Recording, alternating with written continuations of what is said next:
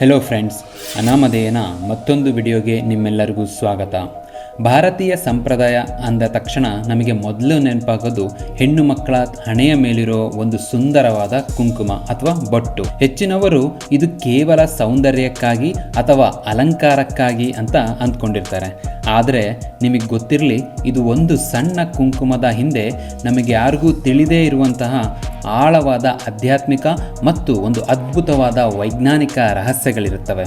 ಅದು ಏನು ಅಂತ ಇವತ್ತಿನ ಈ ವಿಡಿಯೋದಲ್ಲಿ ಸಂಪೂರ್ಣವಾಗಿ ತಿಳಿಸಿಕೊಡುತ್ತೇನೆ. ಬನ್ನಿ ಇವತ್ತಿನ ವಿಡಿಯೋನ ಸ್ಟಾರ್ಟ್ ಮಾಡೋಣ.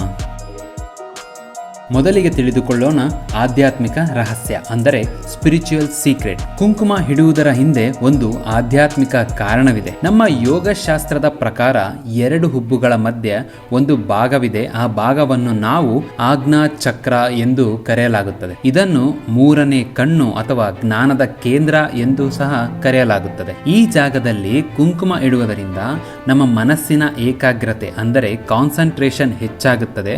ಅಷ್ಟೇ ಅಲ್ಲದೆ ಇದು ನಮ್ಮ ಸುತ್ತಮುತ್ತಲಿರುವ ನಕಾರಾತ್ಮಕ ಶಕ್ತಿ ಅಂದರೆ ಎವಿಲ್ ಐ ಅಥವಾ ಕೆಟ್ಟ ದೃಷ್ಟಿ ದೋಷ ನಮ್ಮ ಮೇಲೆ ಪ್ರಭಾವ ಬೀರದಂತೆ ಒಂದು ರಕ್ಷಣಾ ಕವಚದಂತೆ ಇದು ಕೆಲಸ ಮಾಡುತ್ತದೆ ಎಂದು ನಂಬಲಾಗಿದೆ. ಇನ್ನು ವೈಜ್ಞಾನಿಕ ಕಾರಣವನ್ನು ನೋಡುವುದಾದರೆ, ಅಂದರೆ ಸೈಂಟಿಫಿಕ್ ರೀಸನ್ ಅನ್ನು ಈಗ ನೋಡೋಣ. ನಾವು ಕುಂಕುಮ ಇಡುವಾಗ ಹೆಬ್ಬೆರಳು ಅಥವಾ ಉಂಗುರದ ಬೆರಳಿನಿಂದ 2 ಹುಬ್ಬುಗಳ ಮಧ್ಯದಲ್ಲಿರುವ ಜಾಗವನ್ನು ಒಂದು ಸ್ವಲ್ಪ ಲಘುವಾಗಿ ಒತ್ತುತ್ತೇವೆ. ಇದು ಒಂದು ಪ್ರಮುಖವಾದ ಅಕ್ಯುಪ್ರೆಷರ್ ಪಾಯಿಂಟ್ ಅಂತ ಕರೆಯಲ್ಪಡುತ್ತೆ. ಇಲ್ಲಿ ಒತ್ತಡ ನೀಡುವುದರಿಂದ ಮುಖದ ನರಗಳಿಗೆ ಮತ್ತು ಸ್ನಾಯುಗಳಿಗೆ ರಕ್ತ ಸಂಚಾರ ಉತ್ತಮವಾಗುತ್ತದೆ. ಇದು ಮಾನಸಿಕ ಒತ್ತಡವನ್ನು ಅಂದರೆ ಸ್ಟ್ರೆಸ್ ಕೂಡ ಕಡಿಮೆ ಮಾಡುತ್ತದೆ. ಇದು ಒಂದು ಮನಸ್ಸಿಗೆ ಶಾಂತಿ ನೀಡುವ ಒಂದು ಸಂಕೇತವಾಗಿದೆ. ವಿಜ್ಞಾನಿಗಳ ಪ್ರಕಾರ ಇದು ತಲೆನೋವನ್ನು ಹೋಗಲಾಡಿಸುತ್ತದೆ ಮತ್ತು ನಿದ್ರಾಹೀನತೆಯಂತಹ ಸಮಸ್ಯೆಗಳನ್ನು ಸಹ ಹೋಗಲಾಡಿಸಲು ಇದು ಸಹಾಯ ಮಾಡುತ್ತದೆ. ಇನ್ನು ಸ್ನೇಹಿತರೆ, ಹಳೆಯ ಕಾಲದಲ್ಲಿ ಕುಂಕುಮವನ್ನು ಶುದ್ಧ ಅರಿಶಿಣ ಸುಣ್ಣದಿಂದ ತಯಾರಿಸುತ್ತಿದ್ದರು. ಈ ಅರಿಶಿಣ ಒಂದು ಅತ್ಯುತ್ತಮ ಆಂಟಿಸೆಪ್ಟಿಕ್ ಆಗಿ ಕೆಲಸ ಮಾಡುತ್ತದೆ. ಇದು ನಮ್ಮ ಚರ್ಮದ ಮೇಲಿರುವ ಬ್ಯಾಕ್ಟೀರಿಯಾಗಳನ್ನು ಕೊಲ್ಲುತ್ತದೆ. ಅಷ್ಟೇ ಅಲ್ಲದೆ ಆಂಟಿಸೆಪ್ಟಿಕ್ ಆಗಿಯೂ ಕೂಡ ಕೆಲಸ ಮಾಡುತ್ತದೆ. ಇನ್ನು ಮದುವೆ ಸಮಾರಂಭಗಳಲ್ಲಿ ಅರಿಶಿನ ಯಾಕೆ ಹಚ್ತಾರೆ ಅನ್ನೋ ವಿಡಿಯೋ ಈಗಾಗಲೇ ನನ್ನ ಚಾನಲ್ನಲ್ಲಿ ಇದೆ.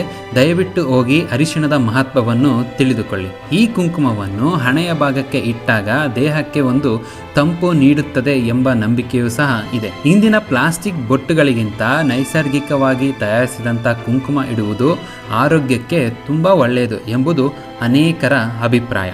ಸೊ ನೋಡಿದ್ರಲ್ಲ ಸ್ನೇಹಿತರೆ, ನಮ್ಮ ಹಿರಿಯರು ಪಾಲಿಸಿಕೊಂಡ ಬಂದ ಪ್ರತಿಯೊಂದು ಸಂಪ್ರದಾಯದ ಕಡೆ ಒಂದು ಅರ್ಥಪೂರ್ಣ ವಿಚಾರಗಳಿವೆ.